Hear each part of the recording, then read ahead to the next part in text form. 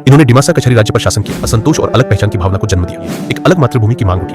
डीएनएसएफ के गठन से हुआ। दिलीप नुनसा के साथ मिलकर डिमा हलाम डाउगा डीएचडी नामक एक नया संगठन बनाया।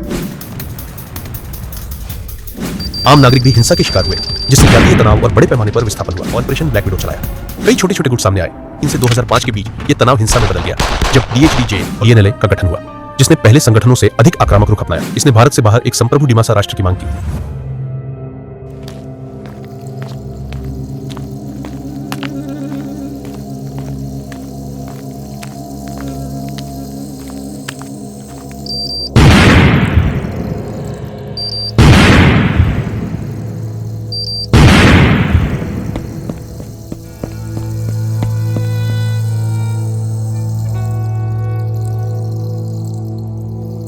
एक देश जो बहुत समृद्ध है, जहां हर तरह के लोग रहते हैं, अलग अलग भाषा, रंग, सोच और संस्कृतियां, और शायद इसीलिए यहां हमेशा कुछ न कुछ चलता रहता है, कुछ न कुछ लगा रहता है, और यही तो इसकी जीवंतता है, यही इसकी प्रतीकात्मक शक्ति है जो इसे जीवित बनाती है, धड़कता हुआ रखती है। और देश का एक भाग, ये भाग बीते 10 से 20 साल में बहुत कुछ देख चुका है, बहुत कुछ बदला है, लेकिन कुछ हिस्से ऐसे भी रहे जहां अंधेरा सिर्फ बाहर नहीं, अंदर तक फैला हुआ था, जब हर गली, हर पहाड़, हर जंगल एक सवाल बन गया था, क्या हम वापस लौट पाएंगे? यह कहानी है एक ऐसे राज्य की जिसने सब कुछ सहा, उग्रवाद, अलग राज्य की मांग, राज्य आंदोलन और कभी न खत्म होने वाली टकराहटें, लेकिन इसी राज्य ने दिखाया कि हर अंधेरे के बाद सुबह जरूर आती है। मेरी नजर में देश का शायद सबसे खूबसूरत राज्य, जिसमें सिर्फ हसीन वादियां ही नहीं, बल्कि उन वादियों के बीच छुपे हुए दर्द और कहानियां भी है। हम बात कर रहे हैं असम की, और आज बात हो रही है डिमासा अलगाववाद की। Welcome to Inner call.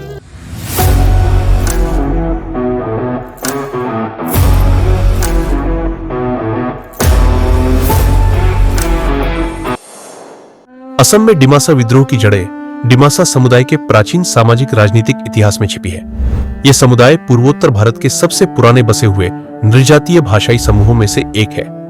ऐतिहासिक रूप से इन्होंने डिमासा कचहरी राज्य पर शासन किया, जिसकी राजधानियां पहले दीमापुर, अब नागालैंड में, और बाद में मैबांग, अब असम के दीमा हसाओ जिले में थी। परंतु ब्रिटिश शासन में इनके राज्य के विलय के साथ इनकी राजनीतिक ताकत क्षीण होती गई। आजादी के बाद इन्हें उत्तर कछार हिल्स स्वायत्त परिषद के जरिए भारतीय संविधान की 6ठी अनुसूची के अंतर्गत आंशिक स्वायत्तता दी गई, लेकिन राज्य तंत्र द्वारा उपेक्षा की भावना बनी रही।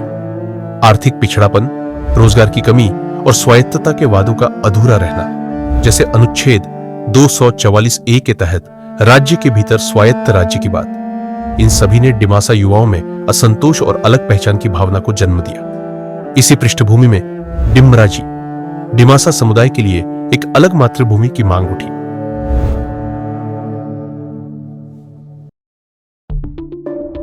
इस उपेक्षा के खिलाफ पहला सशस्त्र कदम 1990 से 1991 में डिमासा नेशनल सिक्योरिटी फोर्स डीएनएसएफ के गठन से हुआ।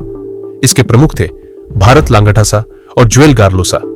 इस संगठन को कथित तौर पर NSCN, IEM जैसे नागा उग्रवादी संगठनों से समर्थन और प्रशिक्षण मिला। 1994 में अधिकांश डीएनएसएफ उग्रवादियों ने सरकार से समझौता कर आत्मसमर्पण कर दिया, लेकिन गार्लोसा ने हथियार नहीं डाले और 1995 में दिलीप नुनसा के साथ मिलकर डिमा हलाम डाउगा डीएचडी नामक एक नया संगठन बनाया। जल्द ही संगठन में मतभेद उभर आए। गार्लोसा हिंसक मार्ग पर डटे रहे और उन्होंने ब्लैक विडो नाम से खौफनाक अभियान चलाया।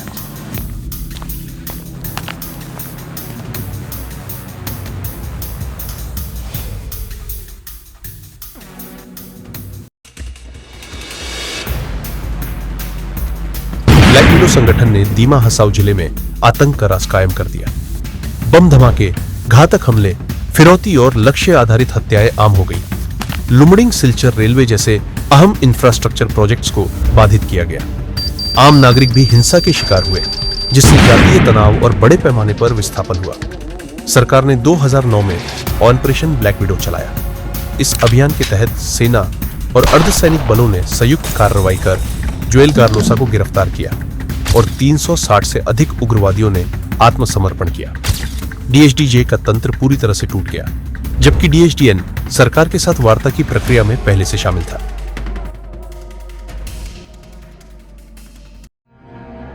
डीएचडी के बाद कई छोटे छोटे गुट सामने आए, जैसे Dimasa national democratic front डीएनडीएफ, Dima झाड़ी नाइसाओ आर्मी डीजेएनए और नेशनल डिमासा प्रोटेक्शन आर्मी एनडीपीए। अधिकतर पूर्व उग्रवादियों या बेरोजगार युवाओं द्वारा बनाए गए ये गुट संसाधन, जन समर्थन और लक्ष्य की कमी के कारण जल्दी खत्म हो गए। 2012 में भारत सरकार ने दोनों डीएचडी गुटों के साथ शांति समझौता किया। इसके तहत दीमा हसाओ ऑटोनोमस टेरिटोरियल काउंसिल डीएचएटीसी का गठन हुआ और 5 वर्षों के लिए 200 करोड़ रुपए सालाना विकास पैकेज की घोषणा हुई। डिमासा आंदोलन के दौरान एक काला अध्याय था, डिमासा और कार्बी समुदायों के बीच जातीय हिंसा। दीमा हसाओ और कार्बी आंगलों के भू क्षेत्रीय दावे टकराने लगे। 2003 से 2005 के बीच यह तनाव हिंसा में बदल गया, जब डीएचडीजे और कार्बी लोंगरी नॉर्थ कछार हिल्स लिबरेशन फ्रंट जैसे गुट आमने सामने आए। 90 से अधिक लोग मारे गए, 12,000 से अधिक लोग बेघर हुए, कई गांव जलाए गए और हजारों लोग राहत शिविरों में रहने को मजबूर हुए। आज भी इस संघर्ष की छायाएं दोनों समुदायों के बीच संबंधों को प्रभावित करती है। भारतीय सेना, असम राइफल्स और अन्य सुरक्षा बलों ने विद्रोह को कुचलने के लिए कई प्रभावी अभियान चलाए। 2009 का ऑपरेशन ब्लैक विडो इसका प्रमुख उदाहरण है, जिसमें डीएचडीजे का सफाया हुआ। 2021 में डीएनएलए द्वारा 5 नागरिकों की हत्या के बाद एक और बड़ा अभियान हुआ, जिसमें सेना ने दीमा हसाओ के जंगलों में उग्रवादियों के शिविर ध्वस्त किए, हथियार जब्त किए और कई ठिकानों को नेस्तनाबूद किया। इन अभियानों ने विद्रोही नेतृत्व को वार्ता की ओर बढ़ने पर मजबूर किया।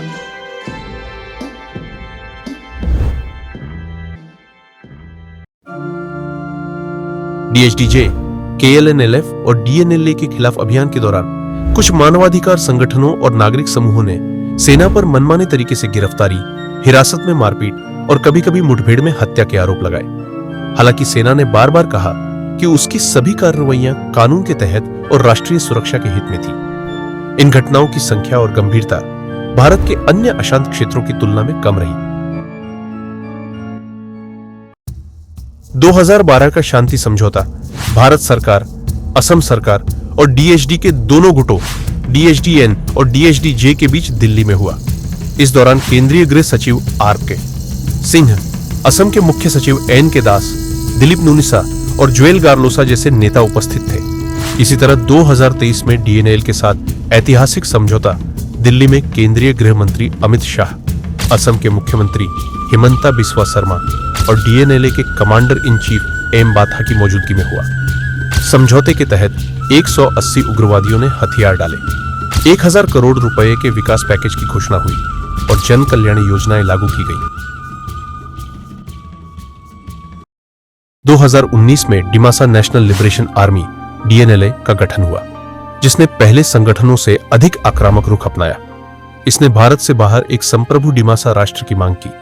2021 में इसने ड्यूंगमुख में 5 हिंदी भाषी ट्रक चालकों की हत्या की, जिससे पूरे देश में आक्रोश फैला। सेना और अर्धसैनिक बलों ने बड़े पैमाने पर कार्रवाई कर डीएनएलए के शिविरों पर धावा बोला। सितंबर 2021 में डीएनएलए ने संघर्ष विराम की घोषणा की। इसके बाद बातचीत शुरू हुई और अप्रैल 2023 में दिल्ली में ऐतिहासिक समझौता हुआ। इसमें डीएनएल के 180 सदस्यों ने आत्मसमर्पण किया और सरकार ने पुनर्वास, रोजगार, आवास और समावेशी विकास के लिए योजनाओं की घोषणा की।